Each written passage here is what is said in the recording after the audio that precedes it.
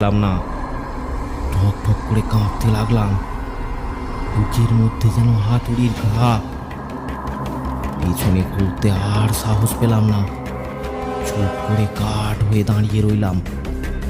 মনে হলো কেউ যেন পেছনে দাঁড়িয়ে আছে।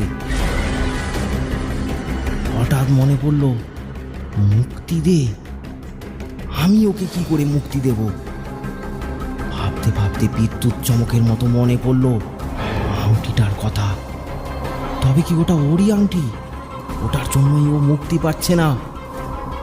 কি মনে হলো কি জানি, সাথে সাথেই আমি ব্যাগ থেকে আংটিটা বের করে ফেলে দিলাম রাস্তায়। সঙ্গে সঙ্গে একটা দমকা হাওয়া বয়ে গেল। আংটিটা দেখলাম শূন্যে ভাসছে। তারপর ঘুরতে ঘুরতে দূরে কোথাও মিলিয়ে গেল।